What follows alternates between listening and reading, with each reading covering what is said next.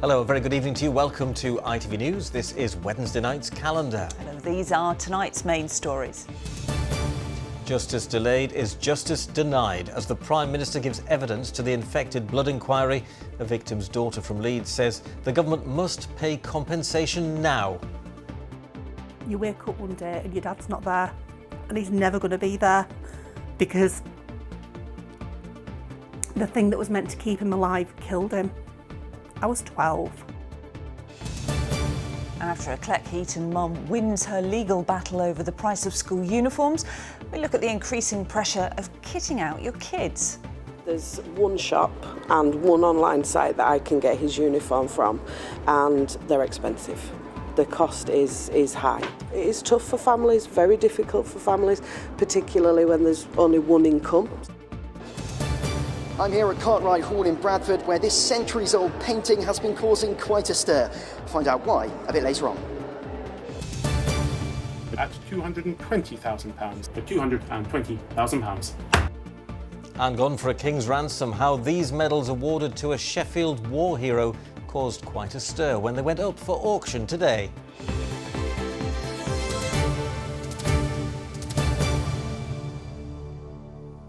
Hello, thanks for joining us. They could give me £1 or £1 million. It's not going to change the fact that a life has been lost. That's what Louise Edwards told Calendar today as the Prime Minister gave evidence to the infected blood inquiry. Louise was only a child when, like thousands of others, she lost her father to HIV. He's thought to be one of around 30,000 people who became ill after being given contaminated blood products. As the inquiry into what happened continues, the family of those who've died, like Louise, who's from Leeds, says it's time for the government to finally stop dragging its heels over compensation payments. She's been talking to Michael Billington. This is a photograph taken on our last family holiday in Tenby. He's not well, he's ill, but he's literally put on the biggest smile to capture that moment for us. It's one of the only photographs we've got of the four of us together, so it means so much. Louise Edwards was just 12 when her father Jack, a haemophiliac, died after being infected with HIV through contaminated blood products. The clotting agent factor VIII came from high-risk donors in America, like prisoners, drug addicts and prostitutes. I believe what has happened has been an appalling scandal. Today, Louise watched from home in Leeds as the Prime Minister gave evidence to the infected blood inquiry, which this spring recommended compensation payments for the families of victims to acknowledge their loss. Still, no concrete compensation framework in sight and no information about that what it might look like. Is that good enough? I think what I'd say is, of course, people want to see.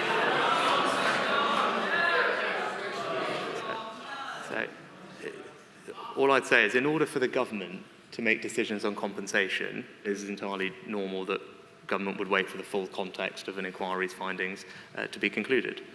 Justice delayed is justice denied. Why can the Prime Minister not open his eyes?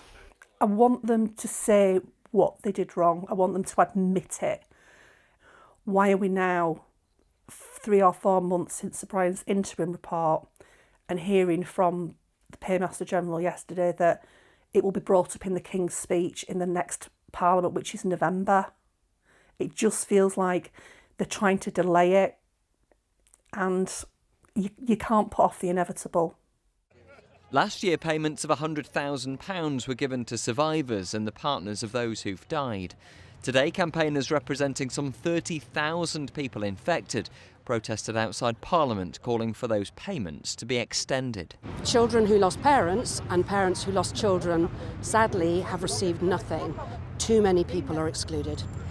Louise says she doesn't want financial compensation, simply an acknowledgement of the mistakes that were made in what's been dubbed the biggest treatment disaster in the history of the NHS. You wake up one day and your dad's not there, and he's never going to be there because the thing that was meant to keep him alive killed him. Louise Edwards there speaking to Michael Billington. Next tonight, we're just days into the school summer holiday, but many parents here are already looking ahead to next term with a sense of dread. worrying about the rising cost of kitting out their kids. Yes, the average cost of a secondary school uniform now stands at a whopping £400. And whilst some items can be bought in larger supermarkets, not all of them can. In fact, one Cleckheaton mum was so angry at the amount of branded items that she had to buy that she took her fight to the government. Yes, and what's more, she won. She's now speaking out to let others know that they can challenge schools' uniform policies and save their families vital pounds in the process. Matt Price has the story. It's one of the biggest costs facing thousands of parents this summer, kitting the kids out for school ahead of the new term. It's something Jane and Nana Pat are just getting to grips with before 4-year-old James starts primary school in September. There's one shop and one online site that I can get his uniform from, and they're expensive. The cost is high. Jane's at this brand new swap shop in Crossgates today, here to find a pre-loved uniform. It's welcome help during the cost of living crisis. It is tough for families, very difficult for families, particularly when there's only one income. So there needs to be some conversation about, do we really need these logos on? The cost of those logos angered one mum so much that she took her fight to the government. Lawyer Jill Long challenged the cost of uniform at Heckman Dwight Grammar School, which her daughter attends. There was a blazer, a tie and a school jumper, and then every item of the PE kit, from PE bottoms to tops to a beanie hat, warm winter jumper, and even socks was branded. Ministers found in favour of Jill, meaning the school now has to source cheaper blazers and reduce the number of logoed items. She's now set up an online petition calling for an overhaul of schools' uniform policies. First of all, to make it clear that the Department for Education will intervene. Secondly, that it's included in Ofsted inspections, so you're removing the burden on parents of having to complain about the uniform. The school's head teacher says they've already replied to the Department for Education, ensuring that all matters have now been addressed. Jill's victory comes as a recent study by the Children's Society shows parents now spend an average of £422 a year on secondary school uniforms. 29% of pupils are required to own up to 5 branded items. Parents also spend an average of £287 on primary school uniforms. We passionately believe in school uniform. We think school uniform is a good thing because it's a leveller, and the last thing we want is schools to abolish uniform, because that would mean then that the richest kids can come in the most designer tops and designer shoes, which would put parents under even more pressure. But we think it shouldn't break the bank to kit out your child for school. In a statement, the Department for Education said to ensure uniform costs are reasonable, we published statutory guidance in 2021, which schools must have regard for when developing and implementing their uniform policy. The guidance came into effect this academic year, they say. But at the start of the long summer holidays, finding a uniform that is affordable and that fits continues to be a hang-up for so many mums and dads. Matt Price, ITV News. My son's moving up from primary to secondary, and the layout for that secondary uniform is just enormous. Anyway. Expensive times. Yeah, still to come. Find out how these rare World War I medals awarded to a hero from Sheffield fetched a 6-figure sum when they went under the hammer today. And we had great conditions earlier on this morning for morning walkies on the Pennine Moors and the Derbyshire Hills, but a case of soggy doggy for those evening walks later on tonight. All the detail a little later on.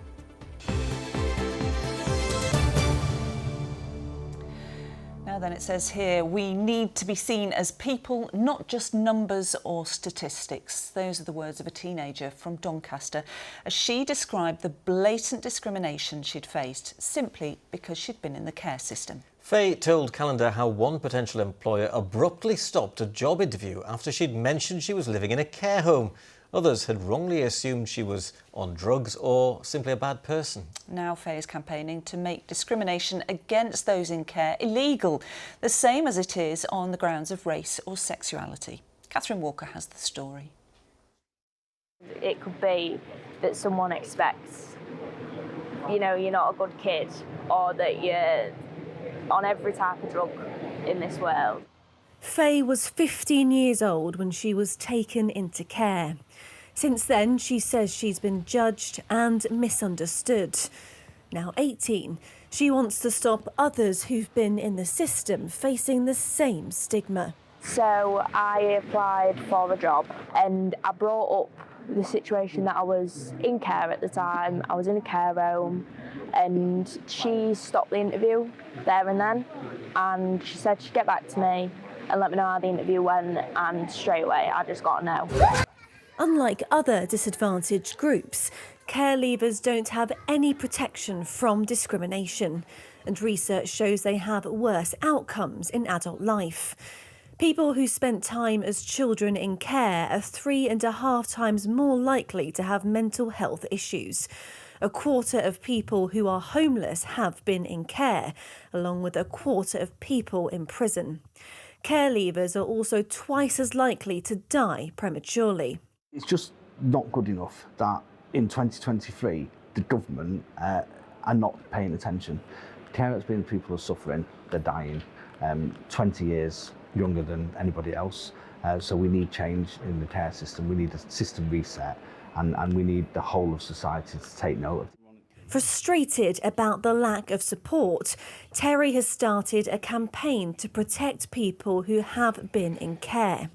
Together with young care leavers, he's persuaded 45 councils to sign up to an anti-discrimination charter, including Bassetlaw District Council.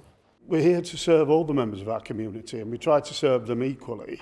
And once we know about a particular group that is facing particular problems, as some young people coming out of the care system are, then we think it's our duty, in a way, to try to help them in any way we can.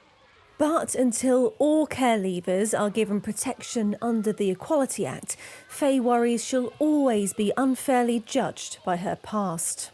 We don't have enough support to help us, like people with disabilities and things like that. We need to be seen as people, not as numbers or statistics and things like that. We need to be seen and heard.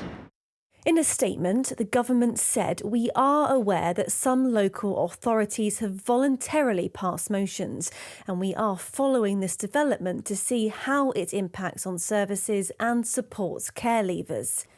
It's not a commitment to change the law yet, but Terry and Faye hope it's a step in the right direction. Catherine Walker, ITV News. Well, earlier I spoke to Chris Wilde, who grew up in care himself and who now campaigns for the welfare of young people who have been in care. And I asked him why he thought it was important people who have grown up in care should be protected by law for life. 27% of anybody who's homeless right now have come through the care sector. 33% of everybody in custody has come through the care sector. So there's enough evidence there to say, but care experienced people fail, they fall off the care cliff. So we need to put some support in place to ensure that they have the right support, they don't fail, and they have equal opportunities to everyone else. So it's, for me, seeing that as a protected characteristic is the only way we can ensure that these young people, the most vulnerable young people in our society, get equal opportunities and the chance to live a good life. I mean, some pretty shocking statistics that you've given us there. Yeah. And I know you've travelled up and down the country gathering evidence, haven't you? What did you find out in our part of the world, here in the Callander region? Well, I'm from Yorkshire myself. I was born and bred in Halifax, and you know, geographically, the numbers are different in regards to how many people in care, but the outcomes are exactly the same.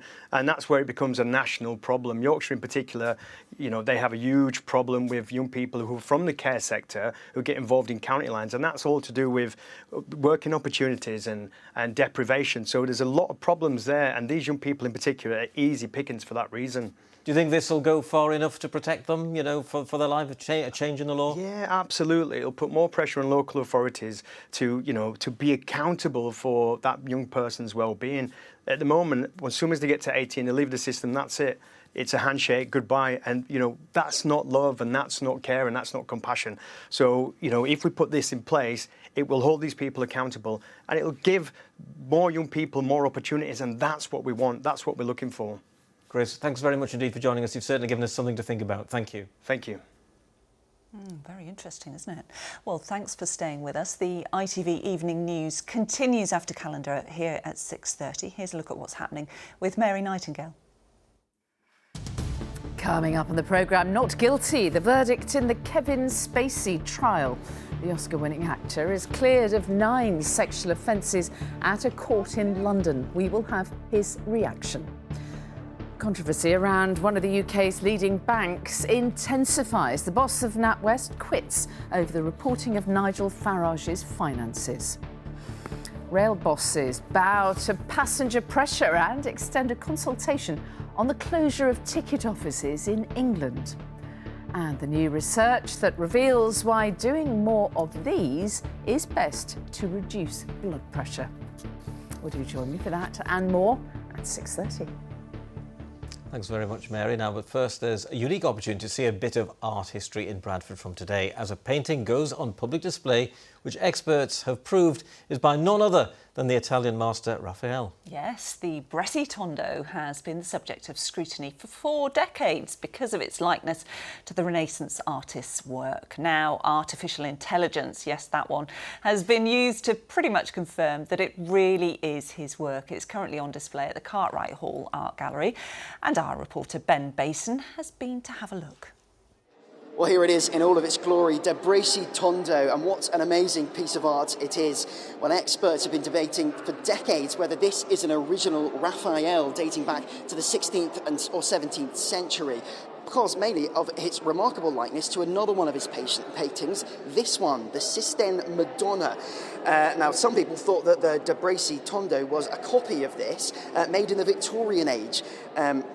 But now, experts at the University of Bradford have used new AI technology and they've found that the faces in both paintings are identical. So it means that experts are pretty convinced that this is the real deal. Let's speak to one of those experts now. Here's Professor Hassan Ugail.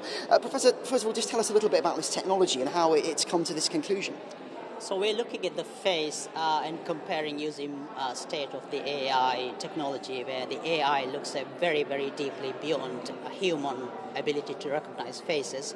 We're looking at the colors, the textures, the various shapes on the face, and we've come to the conclusion that it is 97% similar between the two images, which is very high percentage compared to face recognition. So we are very convinced it's the same person, Raphael, who painted this.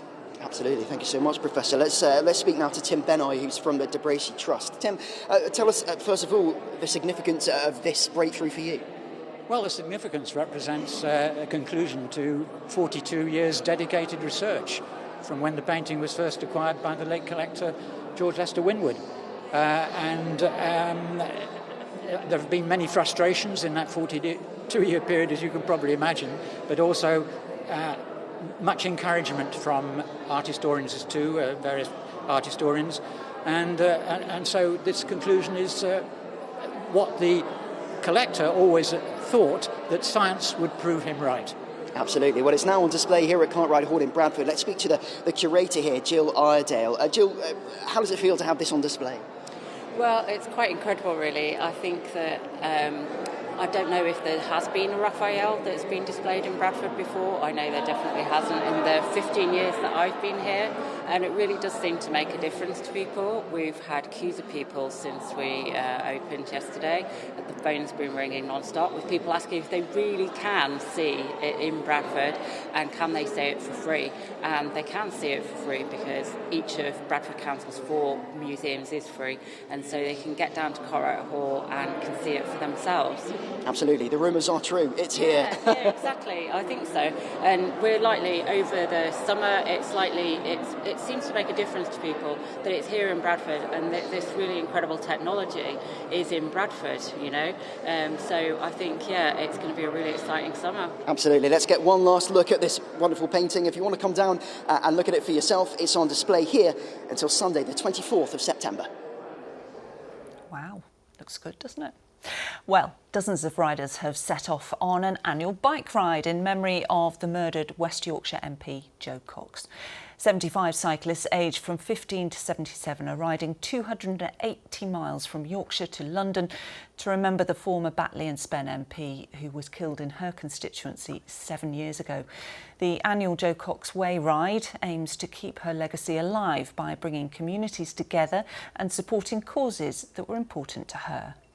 Jo will be delighted. I mean, she spent her 20 odd years working for communities and then in Parliament, and no cross-parliamentary problems. She worked with MPs from all areas, so this again I think does epitomise it, and we're really proud. For us it's all about community, bringing people together, enjoying themselves, having a good time, hopefully.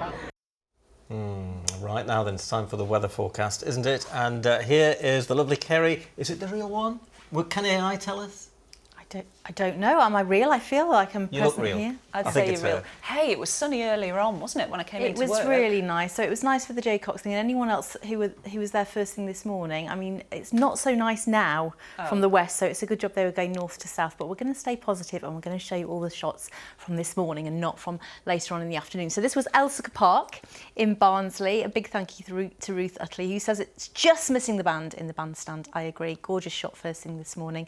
And this was at Walton Colliery Nature Park in Wakefield. A big thank you to Machiko Smith. Now, we were talking yesterday of early signs of, well, late summer, shall we say, rather than autumn. So the crab apples are out, and also the bramble or the blackberry, however you want to say it. And so Machiko said there was enough of both to make a pie. Which one are you? A crumble or a pie? Crumble. Crumble all the way. Yeah. I'm definitely a crumbler for sure. Yeah. So yeah, it's getting to that season, isn't it? Ice cream, no. Runny custard, not lumpy custard. And also, of course, without the rain, they've been really struggling over the last few weeks, the bees and the butterflies. So the butterflies are out as well. A big thank you to Sean Womersley for that. So yeah, it's all taking a bit of a turn. So the rain's coming in overnight tonight, and with that, some really humid air. So overnight tonight, we got, last night, it was 8 Celsius. Tonight, we're expecting 14. And with that humidity, a lot of clouds, a lot of damp, a lot of mist and murk. The rain will push through, but it's a pretty humid day tomorrow. So it's not going to feel particularly nice. Highs of 23, probably a bit sticky. Okay, good to know. See you in a minute. Thank you very much indeed. Now then, last night we brought you the remarkable story of Sergeant Arnold Loosemore, a Sheffield World War I hero whose medals were due up for auction today and expected to fetch a pretty penny. The collection featured the Victoria Cross and Distinguished Conduct Medal, both won for Sergeant Loosemore's outstanding acts of bravery on the battlefield. Well, historians and enthusiasts hope the new owner would keep them in the country. So what actually happened? Let's find out now from Martin Fisher, who was in London. Back in the UK after decades in Australia, the honours of Sergeant Arnold Loosemore ready for sale at Noonan's Specialist Medal Auctioneers. A rare chance for collectors with deep pockets to own the highest award the nation can give. You're holding that bit of history in your hands, but also you're holding him in your hands, the memory. And so for me, as a collector, custodian of medals, we're the men who keep the memories of these men alive because we honour them. Arnold won his Victoria Cross in 1917 at the Third Battle of Ypres, where he thwarted a counterattack, killing 20 enemy soldiers before returning to his post with a wounded comrade while under heavy fire. Now, what makes this group of medals so special isn't that it contains Arnold's VC, although that's special enough. It's that it also contains a Distinguished Conduct Medal. Now, Arnold won that returning to France after he'd already been given the VC. One of only 3 people to win that Distinguished Conduct Medal after already being given a VC. Bought by Wayne Gardner's family in Australia 37 years ago, he said the time was right to sell. It's a real wrench to part with it, I have to say. It's not easy because it's been so central to the collection and in fact to our family. And so that's probably the main reason for parting with it. It had to go at some stage. And this was the time to do it. And so it was time for the auction to start. Just how much would collectors pay? Anyone at 160,000 on Christopher's telephone. At 160, 170,000, 180,000. At 190,000, 200,000. Two phone bidders were battling for the medals before the hammer finally went down. At £220,000. For £220,000. Paddle 10, please. Number 10, thank you very much. It has been bought by a collector well known to us, and he has been known to loan out his medals for display. And so I would imagine in time there's a very good opportunity for Lewis Moore's Victoria Cross DCM to be on display. Arnold sadly died in poverty and was buried in a shared grave in Sheffield. Although honoured by the Royal Yorkshire Regiment, who've named a building after him, many now hope his medals will go on display so his bravery and sacrifice can be properly remembered. Martin Fisher, ITV News. Yes, wouldn't it be great if everyone could see them? It certainly would, yes. And just to let you know that collection meant so much to Wayne Gardner, who actually sold them. He called his daughter Victoria Kathleen, so her initials are VC. Here's the weather now with Kerry. Good visibility on the horizon. TUI sponsors ITV Yorkshire Weather. Hello again. All clouding up and turning rather unsettled overnight tonight and pretty humid, which is unfortunate because it started off so well first thing this morning with some great scenes from across the region. Keep them coming as always. We look at them all even though we can't use them all.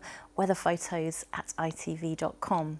So this was the scene so far today. Those showers out towards the coast pushing out into the North Sea. A slice of drier and calmer weather, but then this cloud housing this area of rain and some humid air pushing its way in for this evening and overnight tonight. So turning increasingly unsettled from the west with some heavy pulses of rain initially, but it will push away and then just leave a legacy of mild and murky conditions and damp and drizzly conditions for many of us for much of the night. So a lot of low clouds, but the temperatures staying well up, not much lower than 14 or 15 Celsius. There are sun times for tomorrow, 12 minutes past 5 and 13 minutes past 9. Tomorrow there could be some heavy showers around, one or two of which could be on the heavy and thundery side, but for most of us it's just a dry and a damp and a drizzly start to things. You can see the cloud breaking up into the afternoon. There's a much higher risk of catching some sunshine into the second half of the day, but here the temperatures will pop up and in turn produce potentially some heavy and thundery showers. Most of those showers will ease off tomorrow evening, and then as we head into Friday, compared to tomorrow, I think we'll see a decent dose of sunshine and just a few scattered showers with highs just above the average for the time of year. But it's blustery for the weekend, showers or longer spells of rain, sunshine in between and temperatures around average. TUI sponsors ITV Yorkshire Weather. And there's just time for a very quick good night. Bye-bye from all of us. Bye.